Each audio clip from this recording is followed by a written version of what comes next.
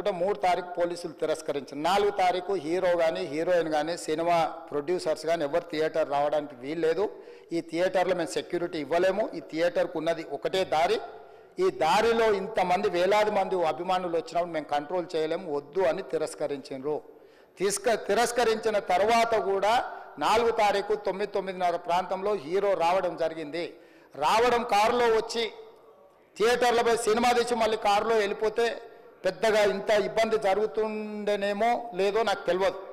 కానీ ఎక్సోడ్ చౌరస్తా కంటే ముందు నుంచే కారులో రూఫ్ టాప్ ఓపెన్ చేసి రోడ్ షో చేసుకుంటే థియేటర్లో పోవడంతో ఆ చుట్టుముట్టుతున్న 7-8 థియేటర్లలో ఉన్న సినిమా అభిమానులు మొత్తం ఇక్కడికే రావడంతో వేలాది మంది జమ అయినారు. ఆ గేట్ ఒక్కసారి హీరో కారు లోపలికి పంపించడానికి ఆ ఉన్న గేటు తెరవడంతో వేలాది మంది ఒక్కటేసారి ఉప్పెనలాకి వచ్చారు. ఆ ఉప్పెనలో చనిపోయిన రేవతి, ఆమె కొడుకు, భార్య, భర్త, కూతురు వాళ్ళు అలాగైపోయి కొడుకు తల్లి ఒక పక్కన పోయి ఆ జనాల నుంచి తప్పించుకొని టికెట్ చేసుకొని ఆ తొక్కిసలాటలు హీరోను థియేటర్ లోపలికి తీసుకుపోవాలనుకున్న టైంకి అతను బండి మీద రోడ్ షో చేసి దిగేటప్పటికి వేలాది మంది హీరోను కలవడానికి చొచ్చుకొచ్చారు ముందుకు. అసలు అంటే ఈ రకమైన వాతావరణంలో అతన్ని లోపలికి తీసుకువెళ్ళాల్సిన సందర్భంలో అతను ప్రైవేట్ సెక్యూరిటీ ఇవాళ రేపు మనం ఫంక్షన్లలో బౌన్సర్లు అని మనం చూస్తూ ఉన్నాం. 50-60 మంది సరిగ్గా లెక్క తెలియదు, 50-60 అని అంటున్నారు, నెంబర్ 4 ఎక్కువ తక్కువ. ఆ బౌన్సర్లు అందరు మీదికి వచ్చే అందరు అభిమానులను విపరీతంగా అడ్డంగా ఎట్లా పడితే అట్లా తోయడంతో అటు నుంచి అభిమానులు హీరోని చూడాలి, కలవాలని ఒకవైపు నుంచి వాళ్ళని హీరో దగ్గరికే రానియొద్దని ఆయన ప్రైవేట్ సెక్యూరిటీ వెనక్కి నెట్టడం వల్ల ఈ తొక్కిసలాటలో హీరో థియేటర్కి వెళ్ళి లోపలికి వెళ్ళి చూసినాక పోలీసులు ఈ మొత్తం క్రౌడ్ని ఈ మొత్తం అక్కడ ఉన్న జమైన జనాలను అందరిని కూడా తీస్తే ఒక తల్లి కొడుకు అక్కడ శవాలుగా పడి ఉన్నారు. ఆ తల్లి అంత తొక్కిసలాటలు కూడా నేను ఆ వీడియో చూసిన ఆ తల్లి లోపలికి వచ్చినప్పుడు కొడుకు చేయి పట్టుకొని ఎంత జాగ్రత్తగా కొడుకుని తీసుకొని వస్తుందో ఆ తల్లి ప్రేమ ఎట్లుంటుందో అక్కడ నాకు చూసి నాకు అర్థమైంది. ఆ శవాలుగా మారిన తల్లి కొడుకు చెయ్యి ఇడవలే అధ్యక్ష, అట్లే చెయ్యి బిగ్గర పట్టుకొని పోలీసు వెళ్ళి చూస్తే ఆ తల్లి ఆ పిల్లగాడు ఆ తల్లి ఆ చెయ్యి వదలకుంటే కన్నబిడ్డను పట్టుకుని తల్లి చచ్చిపోయింది అధ్యక్ష. అట్లాంటి సిచ్యువేషన్లో పోలీసులు తల్లిని కొడుకుని హాస్పిటల్కి అక్కడ ఫస్ట్ ఎయిడ్ ట్రీట్మెంట్ చేసిండ్రు. పోలీసులు ఏం డాక్టర్లు కాదు, హుటాహుటిన తరలించిండ్రు. హాస్పిటల్కి వెళ్ళిన తర్వాత తల్లి చచ్చిపోయింది, పిల్లోడు కోమాలు ఉండు. ఆల్మోస్ట్ పోలీసులు పిల్లవాడు కూడా చచ్చిపోయింది అనుకున్నారు. బ్రెయిన్ డెడ్ అయింది, ఆక్సిజన్ అందక ఆ అబ్బాయికి. సో ఆ సిచ్యువేషన్లో వెనక్కి పోలీసులు వచ్చి హీరో గారికి విషయాన్ని తెలియజేసి హీరో గారు వెళ్ళిపోతే హీరో ఎందుకు వెళ్ళిపోవాలనుకున్నారు పోలీసులు అంటే ఇంకా వేలాది మంది అభిమానులు అక్కడనే ఉన్నారు. హీరో గారు థియేటర్లో కూర్చొని ఉండడం వల్ల సినీ ప్రముఖులు ఉండడం వల్ల ఈ బయట జమైన వేలాది మంది అభిమానులు అక్కడి నుంచి పోకుండా అక్కడనే ఉండడంగా థియేటర్ లోపల కూడా బాల్కనీలో టాప్ బాల్కనీలో హీరో కూర్చుంటే కింది నుంచి పై వరకు వెనక్కి తొక్కుట పైకెక్కి హీరో చేతులు కలపాలని కోతులు ఎగబడ్డట్టు కోట మీదకి కోతులు ఎగబడ్డట్టు ఉల్టా పైకి తొక్కిసలాట జరిగింది అధ్యక్ష. థియేటర్ వాళ్ళు పోలీసులను హీరో దగ్గరికి వెళ్ళి చెప్పడానికి కూడా అనుమతి ఇవ్వకుండా థియేటర్ వాళ్ళు పోలీసులను బ్లాక్ చేశారు అధ్యక్ష. ఎప్పుడైతే హాస్పిటల్లో తల్లి చచ్చిపోయిన పిల్లగాడు కూడా ఆల్మోస్ట్ చావు నోట్లో ఉన్నాడు అని తెలిసి పోలీసులు వచ్చి ఏసీపీ వెళ్ళి చెప్పడానికి పోతే థియేటర్ సిబ్బంది లేదు హీరో దగ్గరికి వెళ్ళడానికే వీలేదని చాలాసేపు పోలీసులను కూడా హీరో దగ్గరికి పోనీయలేదు అధ్యక్ష వాళ్ళ ప్రైవేట్ వీళ్ళు. చివరికి ఏసీపీ కోపం వచ్చేసి మిమ్మల్ని అందరిని తీసి లోపల వేయాల్సి వస్తా అని చెప్పిపోయి హీరోకు ఏసీపీ క్లియర్గా ఇద్దరు చనిపోయినరు, మీరు ఇక్కడ కూర్చుంటే థియేటర్లోనగా థియేటర్ బయట ఉన్న వేలాది మంది ఈ సినీ అభిమానులను మేము కంట్రోల్ చేయలేకపోతున్నాం, లా అండ్ ఆర్డరు శాంతి భద్రతలు చేయి దాటిపోయినాయి, మేము లాఠీ చార్జ్ చేయాల్సిన పరిస్థితి ఉంది, మీరు దయచేసి వెళ్ళిపోండి, వచ్చిండ్రు చూసిండ్రు కదా వెళ్ళిపోండి అంటే లేదు నేను సినిమా అయిపోయే వరకు ఇట్లే కూర్చుంటానని పోలీసులతో చెప్పిండని సిటీ కమిషనర్ నాకు చెప్పడం జరిగింది అధ్యక్ష. అదేవిధంగా ఇంకా కంట్రోల్ కాకపోవడంతో అప్పుడు డీసీపీ పై అధికార రంగంలో దిగి వాళ్ళ అందరినీ లోపల వాళ్ళు ఎంబడున్న అడ్డుకుంటున్న వాళ్ళను పోలీసులతో జరిపించి చక్కగా డీసీపీ పోయి హీరో గారికి బయట చనిపోయినరు, పరిస్థితి చాలా గందరగోళంగా ఉన్నది, మీరు ఇక్కడ నుంచి కదలాల్సిందే లేకపోతే మిమ్మల్ని పోలీస్ స్టేషన్కు తీసుకెళ్లాల్సిన పరిస్థితి వస్తుంది, మీరు ఇక్కడ నుంచి కదలాల్సిందే అని బలవంతంగా అతన్ని సినిమా మధ్యలో 12 గంటల సమయంలో రాత్రి 12 గంటల సమయం అట్టిట్టుగా ఆ సమయంలో అతను తీసుకొచ్చి బండెక్కిస్తే మళ్ళీ అతను రూఫ్ టాప్ ఓపెన్ చేసి మళ్ళీ చేతులు ఊపుకుంటూ రోడ్ షో చేసుకుంటూ అంటే తల్లి చనిపోయి పిల్లగాడు చావు బతుకుల మధ్యలో ఉన్నాడు మీరు వెళ్ళండి అని వెనక్కి పంపిస్తే కూడా మళ్ళీ కారులో రూఫ్ టాప్ ఓపెన్ చేసి చేతులు ఊపుకుంటా అభిమానులను సంతోషపెట్టుకుంటా రోడ్ షో చేసుకుంటా అతను వెళ్ళిపోయింది అధ్యక్ష. పోలీసులు కేసు చేసిరు. కేసు మీద థియేటర్కి సంబంధించిన కొంతమందిని అరెస్టు చేసిరు. అరెస్టు చేసి 10-11 రోజుల తర్వాత పోలీసు హీరో గారింటికి వెళ్ళిండ్రు. మీరు కూడా కేసులో A11 మీ మీద కేసు ఉందని చెప్పడానికి పోలీసులతో దురుసుగా ప్రవర్తించిండు. మీరు ఆ వీడియోలన్నీ కూడా చూసిండ్రు. ఆ పరిస్థితిలో చట్టాన్ని అమలు చేసే పోలీసులు ఆల్రెడీ ప్రాణాలు పోయినాయి. ఒక నిరుపేద తల్లి చనిపోయింది, కొడుకు చావు బతుకుల మధ్యలో ఉన్నాడు. ఆ రోజు కోర్టుల కేసులు కూడా వస్తున్నాయి. కోర్టుకు కూడా మీరు విచారణలో ఏం చేసిండ్రని కోర్టుకు కూడా పోలీసులు జవాబు చెప్పాల్సిన పరిస్థితి ఉండే అధ్యక్ష.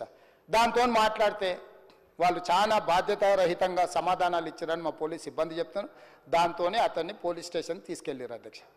ఇక్కడి వరకు ఒక హీరో, ఒక థియేటర్లో జరిగిన సంఘటనలు, వీటన్నిటి నేపథ్యంలో పోలీసులు వాళ్ళ విధి నిర్వహణ నిర్వహించారు అధ్యక్ష.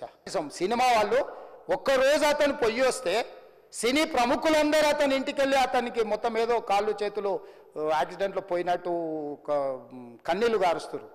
ఈ సినీ ప్రముఖులు ఒక్కరైనా హాస్పిటల్కి పోయినరా అధ్యక్ష? నేను సూటిగా తమ ద్వారా సినీ ప్రముఖులను నేను అడుగుతున్నా అధ్యక్ష. తల్లి చనిపోయి 9 సంవత్సరాల పిల్లగాడు బ్రెయిన్ డెడ్ అయ్యి ఆక్సిజన్ అందక 20 రోజుల నుంచి హాస్పిటల్లో కోమాలో ఉంటే ఈ సినీ ప్రముఖులు ఒక్క రోజు కోసం పోలీస్ స్టేషన్ పోయిన ఇంటికాడ క్యూ కట్టి ప్రభుత్వాన్ని తిడుతున్నారు, నన్ను తిడుతున్నారు, అతన్ని పరామర్శిస్తున్నారు. ఏమైంది అధ్యక్ష? అతను కాలు పోయిందా, కన్ను పోయిందా, చేయి పోయిందా, ఏమైనా కిడ్నీలు దెబ్బతిన్నా, ఏమైంది? అతన్ని ఇంతమంది సినీ ప్రముఖులు పరామర్శించారు, కలిసిండ్రు, అభినందించారు. కానీ ఆ పిల్లగాన్ని కనీసమన్న పరామర్శించడానికి సినీ ప్రముఖులు ముందుకు రాలేదంటే సినిమా ఇండస్ట్రీ ఇవాళ ఈ ప్రెస్ మీట్ పెట్టడానికి మెయిన్ రీజన్ అంటే, ప్లీజ్ నేను ఎవరిని బ్లేమ్ చేయట్లేదు. Please understand, there is a lot of misinformation, there is a lot of false allegation, wrong అంటే మిస్కమ్యూనికేషన్ వల్ల కూడా చాలాసార్లు జరుగుద్ది. So I just want to tell, I don't want to blame any department or any particular political leader or the government. In fact, government, we are very, very happy because, మాకు theatre special prices ఇచ్చారని we are actually very happy with them.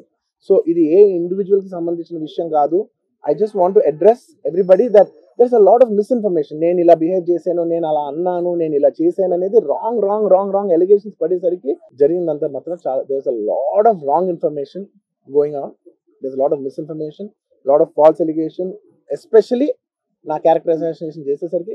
Sir నేను cinema చేసి cinema చాలా పెద్ద success అయ్యి ఉంది, ఆ success అంతా పక్కన పడేసి మొత్తం గత 15 రోజులుగా నేను ఇక్కడే కూర్చుని అన్ని ఫంక్షన్స్, అన్ని ప్రోగ్రామ్స్, అన్ని సెలబ్రేషన్స్ అన్ని మాక్సిమం క్యాన్సిల్ చేసేసుకుని, పబ్లిక్ ఫంక్షన్స్ అన్ని పెడదాం అన్ని క్యాన్సిల్ చేసుకుని ఒక్కనే ఇక్కడ కూర్చుని, అరే ఇలాంటి టైం ఎలా ఉండేది, నేను ఎలా ఉండాల్సిన టైం ఇలా అయిపోయింది అంటే నేను ఒక్కనే కూర్చుని 15 రోజులు ఇంట్లో ఎక్కడికి వెళ్ళబోతున్నా, నా ఆఫీస్కి వెళ్ళబోతున్నా. నేను సొంతగా సినిమా తీసా, ఒక సినిమా తీసిన సినిమా 3 ఏళ్ళు కష్టపడి తీసిన సినిమా థియేటర్లో ఎలా ఉందో కూడా నేను చూడలేదు ఇప్పటి వరకు. నేను నా సినిమా థియేటర్లో ఎలా చూడలేదు నేను.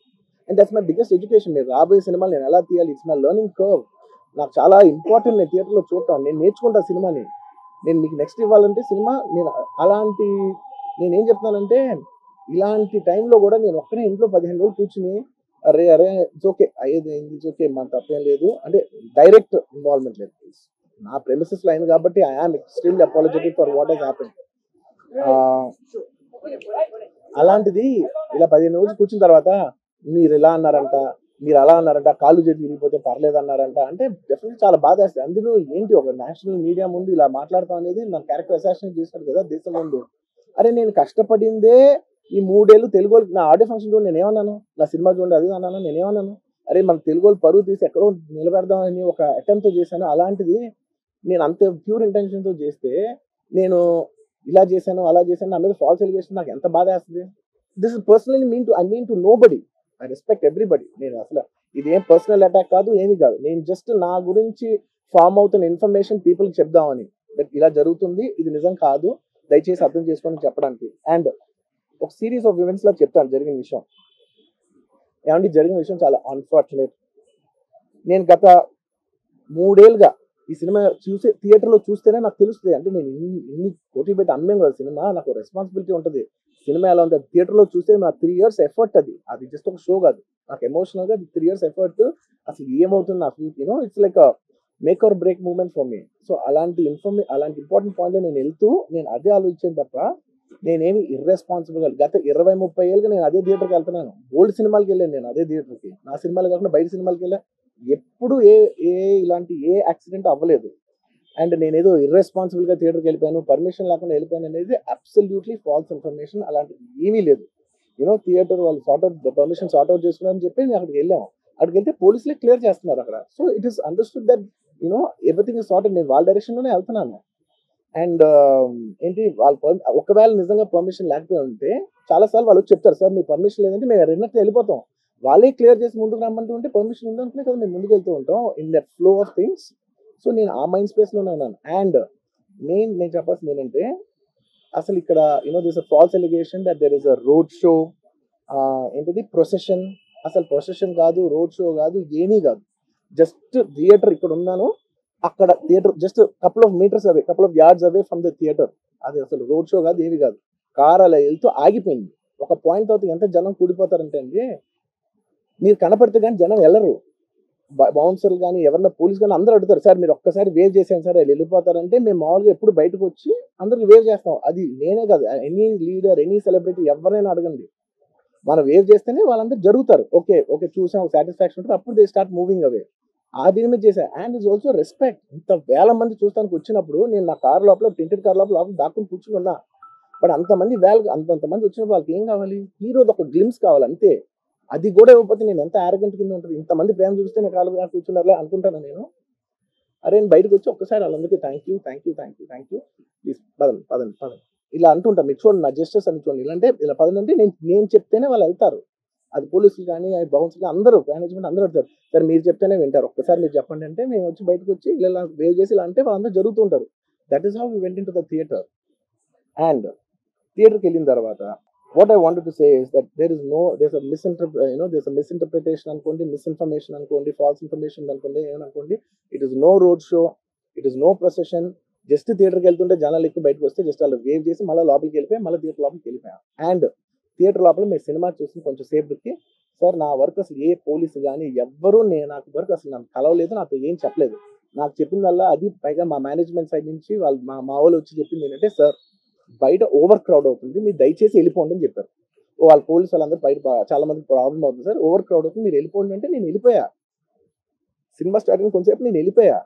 నేను మా వైఫ్ అందరూ మేము బయటకు వచ్చాం అంతే. నాకు అసలు ఆ తర్వాత నెక్స్ట్ డే నాకు తెలిసింది ఒక లేడీ ఇలా ఉందంట, కళ్ళు తిరిగి పడిపోయిందంట, ఆ తర్వాత ఆవిడ పాపం చనిపోయిందంట, ఇలా కిడ్ ఉన్నాడు అంటే నేను షాక్ లో గురయ్యా.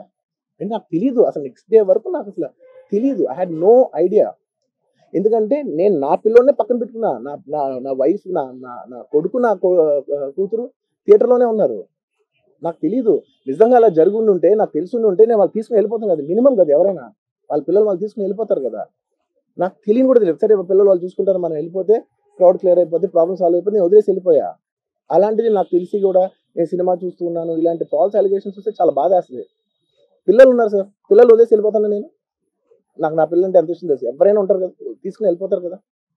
అలాంటి నాకు క్లూ కూడా లేదు. నేను ఇంటికి వెళ్ళిపోయిన తర్వాత నేను వెళ్ళిన నెక్స్ట్ డే నాకు మార్నింగ్ తెలిసి నాకు చనిపోయారంటే షాక్ అయ్యాను నేను. షాక్ ఇమీడియట్గా నేను బాస్కి ఫోన్ చేశాను, మా బన్నీవాస్కి ఫోన్ చేసి బాస్ ఇమీడియట్గా హాస్పిటల్కి వెళ్ళి వాళ్ళ కలు నేను వస్తానంటే సార్ నేను మొత్తం అక్కడ వెళ్ళి సెట్ చేసి వస్తాను, వాళ్ళందరూ ఎమోషనల్గా ఎలా ఉన్నారు ఏంటో మనం ఫస్ట్ చెక్ చేసుకున్న తర్వాత మీరు దిగాలి అప్పుడు ఆగండి సార్. వెళ్ళిపోయి తర్వాత వాసు నేను వస్తానంటే సార్ మీరు రావద్దు ప్లీజ్, దయచేసి మీరు హాస్పిటల్ రావద్దు, ఇక్కడ గందరగోళం అయిపోతుంది, నేను నైట్ మీరు థియేటర్కి వెళ్ళారు, ఇష్యూ అయింది, చాలా ప్రాబ్లం అయింది, ఇప్పుడు మీరు హాస్పిటల్కి వచ్చి మళ్ళీ ప్రాబ్లం అయితే మాత్రం సార్ చాలా ప్రాబ్లం అవుతుంది సార్, నేనే వాళ్ళని కొంచెం వాళ్ళ రిచువల్స్ అన్ని అయిపోయిన తర్వాత మీ దగ్గర తీసుకొస్తానని చెప్పాడు. ఓకే అని వెయిట్ చేసేసరికి ఇమీడియట్గా ఏం చెప్పారు, సార్